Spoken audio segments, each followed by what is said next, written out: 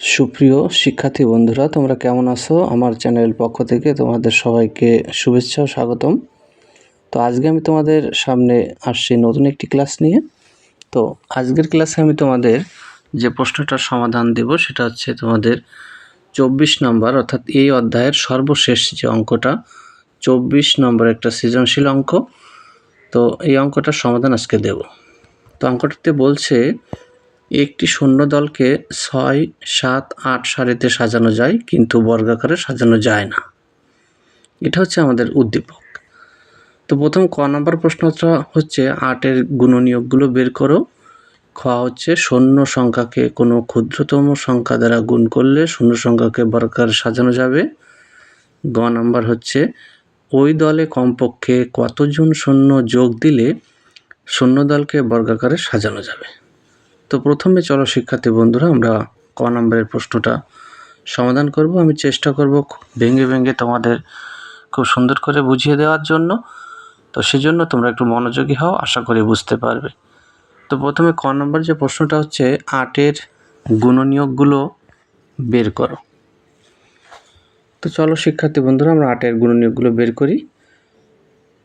তো 8কে আমরা লিখতে পারি প্রথমে 1 গুণ 8, তাহলে 8-এর পরিবর্তে 1 গুণ 8 লিখতে পারি। আবার 2 দিয়ে যদি 8কে ভাগ করি তাহলে 2 দিয়ে ভাগ করলে 4 আসে, তাহলে 2 গুণ 4 সমান হচ্ছে 8। তো এরপরে 3 দিয়ে কিন্তু 8কে ভাগ করা যায় না, 4 দিয়ে ভাগ করলে কিন্তু আবার 2 চলে আসে, তাই না? এই জন্য 8-এর যে গুণনীয়কগুলো হবে সেটা হচ্ছে এই যে সংখ্যাগুলো 1, 2, 4, 8, এই সংখ্যাগুলি হচ্ছে 8-এর গুণনীয়ক।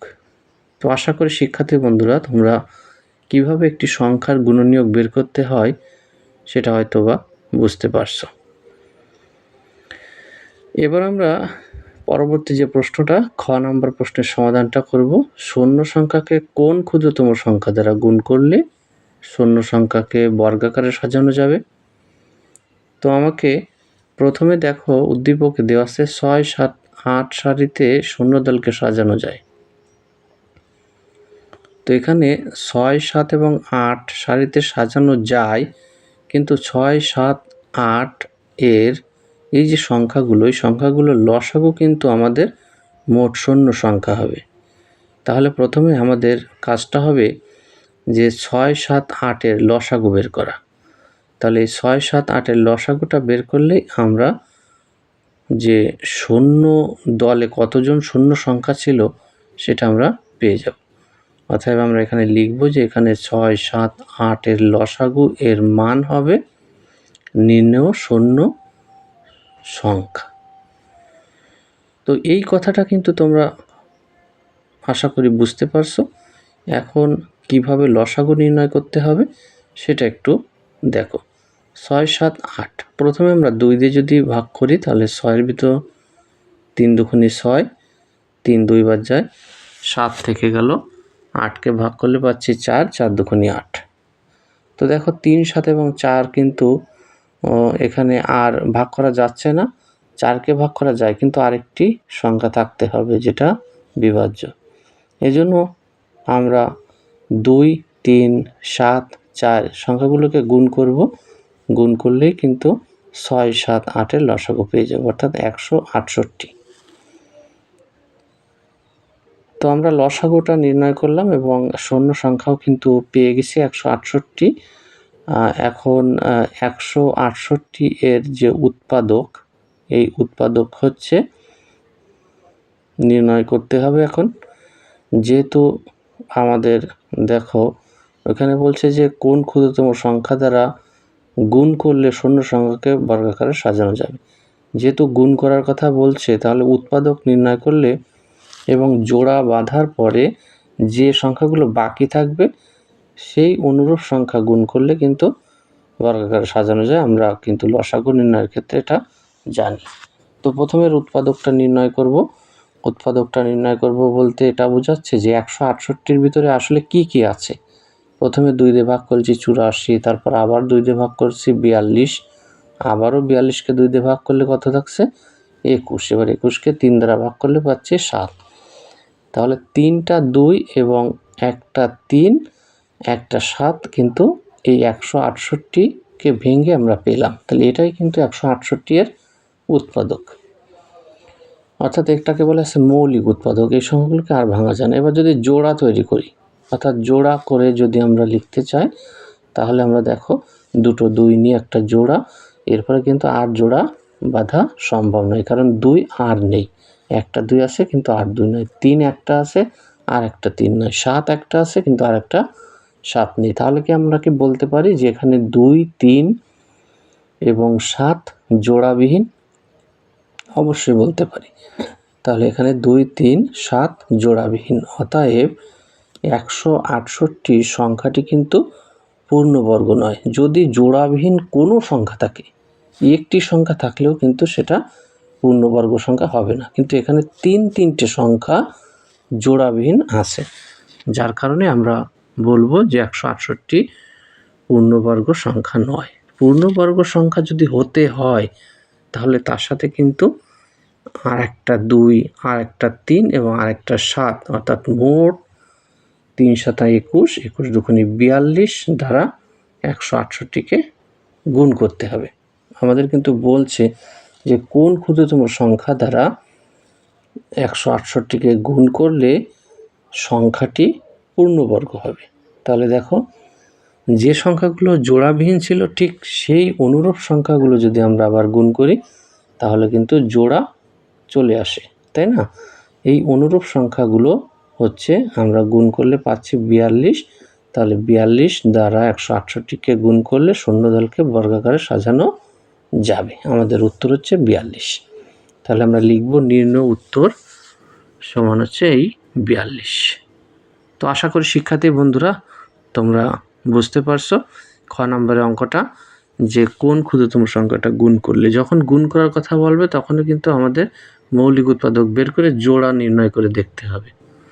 তো এবার আমরা পরবর্তী যে অঙ্কটা গ নাম্বার অঙ্কে চলে যাই।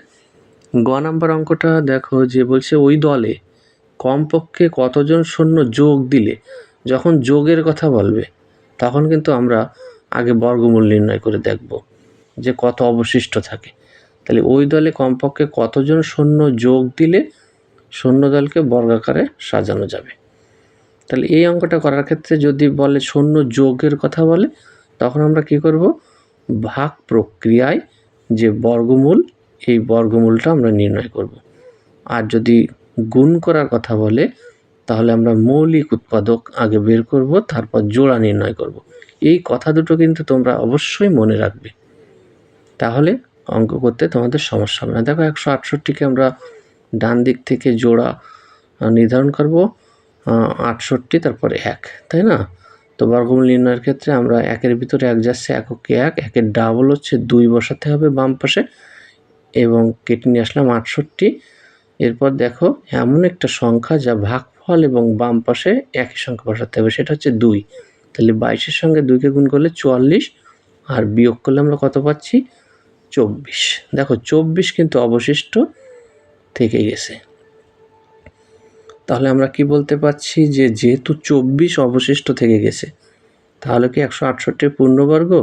না, অবশ্যই 168 পূর্ণবর্গ সংখ্যা নয়। তাহলে এই কথাটা আমরা একটু লিখে দেব, যেহেতু বর্গমূল করলে 24 অবশিষ্ট থাকে,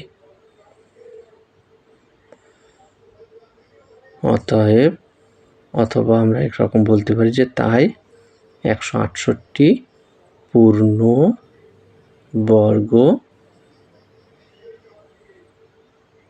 নয়।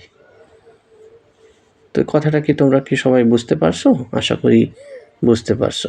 তো দেখো যে এবার যেহেতু 168 পূর্ণবর্গ নয়, তাহলে পূর্ণবর্গ করতে গেলে আমাদের পরবর্তী যে বর্গমূল সংখ্যাটা, অর্থাৎ 12-এর পরবর্তী বর্গমূল সংখ্যাটা কিন্তু আমাদের যদি হতো তাহলে কিন্তু সংখ্যাটি পূর্ণবর্গ হতো। তাহলে পূর্ণবর্গ বা বর্গাকারে সাজাতে হলে,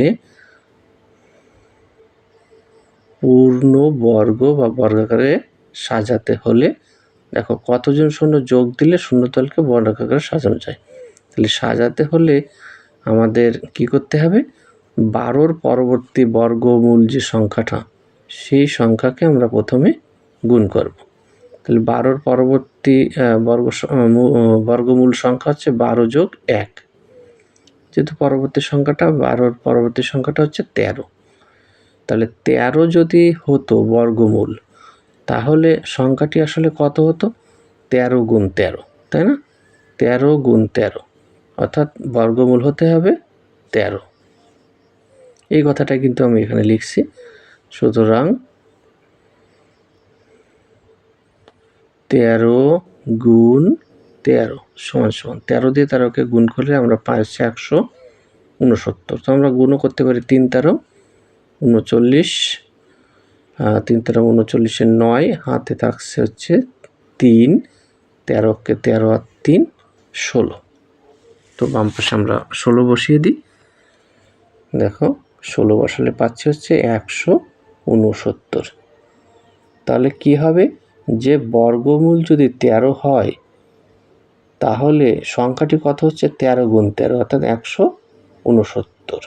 এই 169 কিন্তু বর্গ সংখ্যা। তাহলে কত যোগ করলে 169 হচ্ছে? যেহেতু আমাদের 168 আছে, কিন্তু 169 হলে কিন্তু বর্গ সংখ্যা হতো।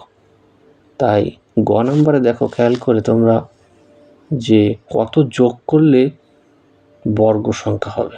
তাহলে দেখো 169 থেকে আমরা যদি 168 বিয়োগ করি, তাহলে কত হচ্ছে? 1 হচ্ছে, তাই না? তাহলে আমাদের যোগ করতে হবে, কত যোগ করতে হবে? 169 বিয়োগ 168। তাহলে সমান সমান দেখো বিয়োগ করলে আমরা কত পাচ্ছি? 1 পাচ্ছি, তাই না? তাহলে 168-র সঙ্গে কত যোগ করতে হবে? 1 যোগ করতে হবে।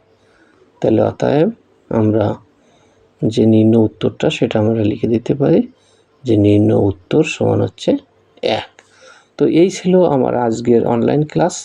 তো আশা করি ক, খ এবং গ নাম্বার প্রশ্নের সমাধানগুলো তোমরা খুব ভালোভাবে বুঝতে পারছো। তো পরবর্তী ভিডিওতে তোমাদের সাথে আবারও দেখা হবে।